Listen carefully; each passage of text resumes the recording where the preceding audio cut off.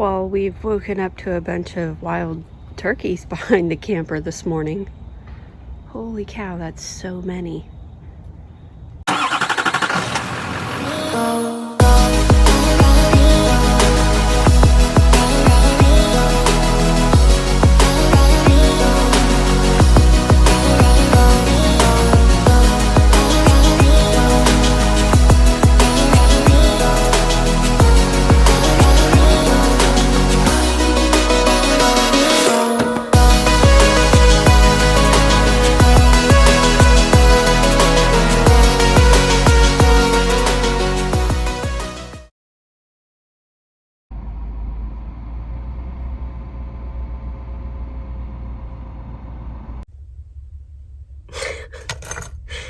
I'm laughing because these blue light glasses, this pair in particular, just really reflects the blue light back. I look like I have violet eyeshadow on. Anyway, good afternoon, guys. It's Thursday, October 21st, and I have driven down to the little portion of Massachusetts. Generally you call it Cape Cod, but there's a bunch of different little communities.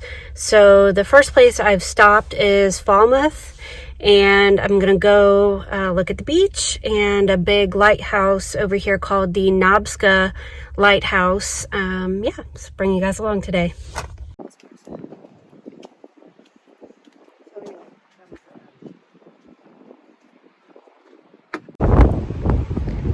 So unfortunately, because it's kind of off season now, I'm not able to do any tours of lighthouses, but there it is. So the view across is pretty amazing.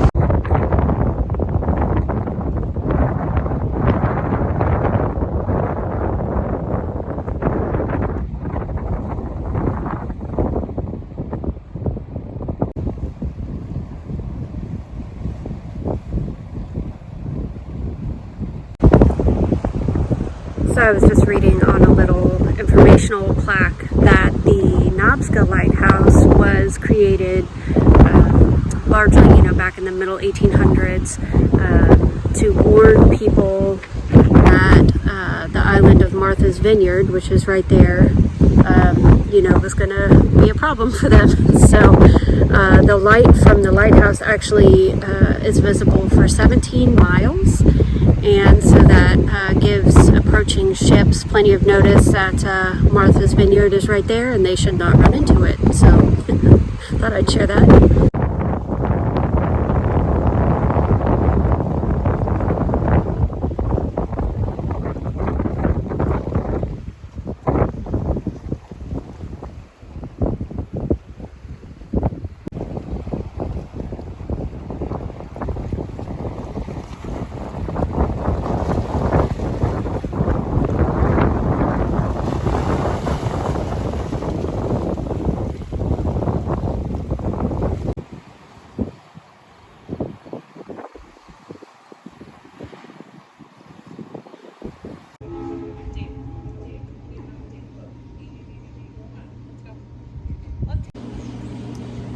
Well, I spent some time just sitting on the beach and enjoying the views, but I'm getting hungry for some lunch. So I'm in the village of Woods Hole and gonna go find some seafood.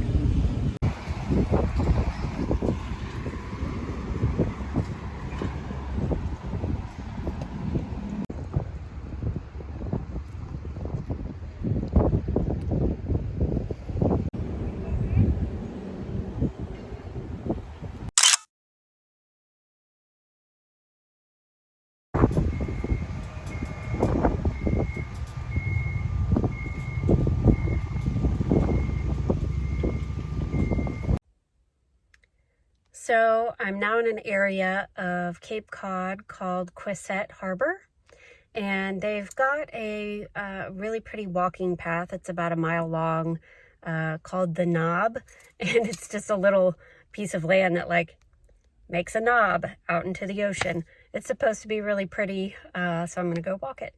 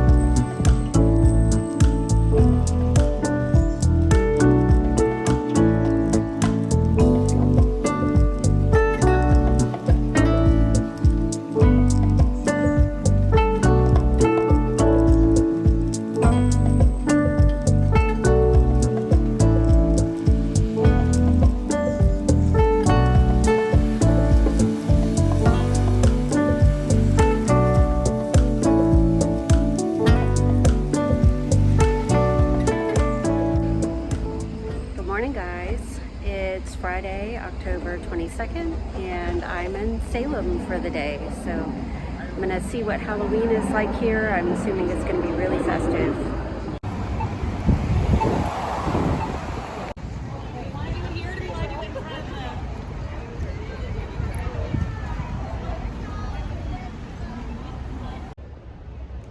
So that little clip of the black house you saw was the Salem Witch House. That's what it's nicknamed, but it actually doesn't really have anything to do with witches. It was the home of Judge John Corwin, who was actually the judge over the witch trials and sentenced all the witches to death.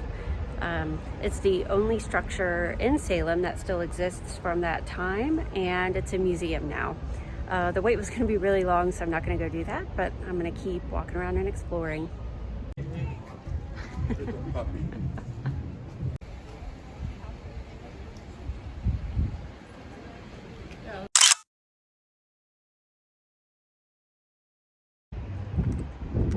So my next stop of the day was at the Salem Dungeon Museum.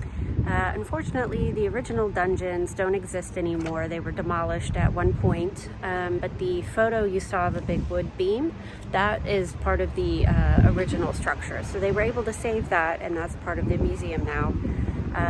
The rest of the museum was a recreation of what the dungeons were like and the different conditions that people were housed in. And it was really wild. I didn't know they would make the witches, accused witches, pay for their jail cells. So if you were very poor, they had these cells they called coffin cells, and it was literally the size of a coffin. Like, you couldn't even sit down in it. I can't imagine those poor people being housed in just, a teeny tiny box where all you can do is just stand up 24/7. That's torture in itself. So yeah, that museum was really interesting. It was like a 30-minute easy thing to add into the day, so I would recommend it if anybody else comes through the area.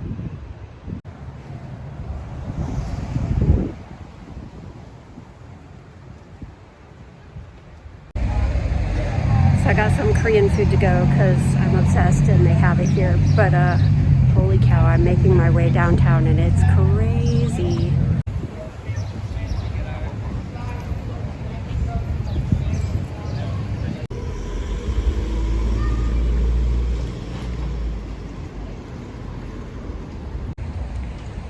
Just stopped for an afternoon coffee at the Odd Meter Coffee Company, and they sold me on a drink they call a spiced iced. So it's half cold brew, half milk, and then they top it with foam, and then cinnamon, clove, cardamom, ginger, nutmeg, a bunch of stuff. I'm probably missing something, but it's supposed to be really good.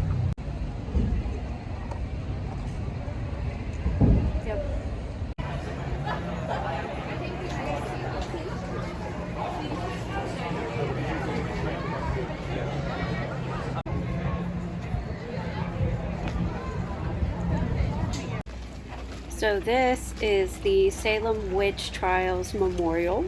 So every woman and then the one man who were executed during the witch trials get their own stone, as you see here, and people like to leave flowers, money, or little mementos,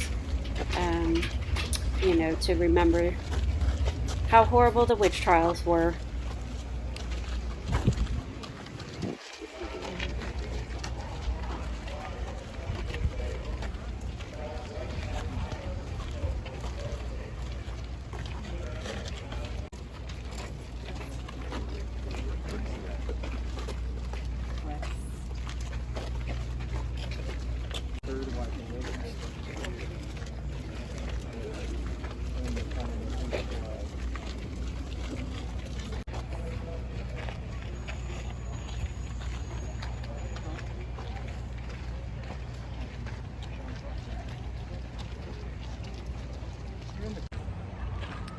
So on the walking tour I did, which I wasn't able to film, so they can keep selling tickets. We stopped by the Old Point Burial Ground, also known as the Charter Street Cemetery. It's one of the oldest cemeteries in Salem, dating back to the 1630s. So I decided to come back and take a more thorough look around.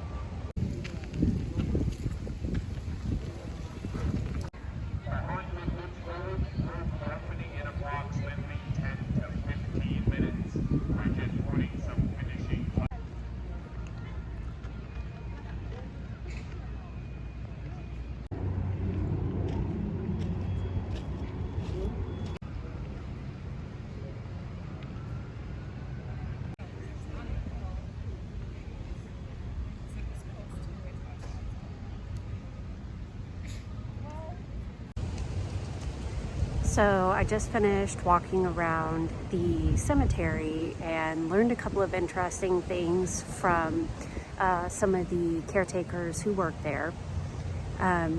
So first of all, as you probably saw in a lot of the video, there's a lot of ground, but not as many headstones as you'd think. And a lot of them have just been, lost to wear and tear and time. So there's about 475 headstones that they are actively trying to preserve, but they think there are way more people than that buried. Like we saw in Boston the other day, a headstone would often mark a family that was, members were buried one on top of the other. So there could be, 4 or 5 graves below one headstone. Also, there were just a lot of people who couldn't afford a headstone.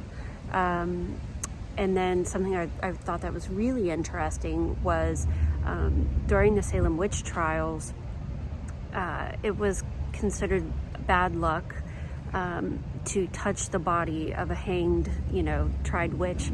So they dug just an open grave, and the bodies were just kind of tossed in there. They weren't given any sort of burial ceremony. They weren't allowed to do any of those things. It was really taboo just to get the body to the graveyard. So I thought that was really interesting. And then they said, of course, there's a lot of slaves that were buried there that wouldn't have had a headstone. So all in all, for what is a very small graveyard, it sounds like there's probably a lot more people buried there than we know of. Oh, I also forgot to mention, so you'll see a grave for Colonel Hawthorne, who died in 1717. That is actually Judge John Hawthorne's grave. He was also a colonel in the military, but so he was the main judge during the Salem witch trials. And a little fun folklore I learned is that people believe that there were actual witches that of course weren't persecuted during the Salem witch trials because they were able to evade detection. So they placed a curse upon him for persecuting and accusing innocent people of being witches and hanging them. So his grave site is supposed to be haunted, and a lot of people report, weird feelings or seeing him by the grave, a ghostly figure. And so I thought that was interesting. So he's supposedly haunted forever, cursed by real witches. Well, guys, unfortunately, I think I'm going to cut the vlog off here. I have so much footage from my day out in Salem that this vlog would be incredibly long if I posted it all. So I think I'm going to save some for next week. See you guys then. And as always, don't forget to like, subscribe, and leave a comment.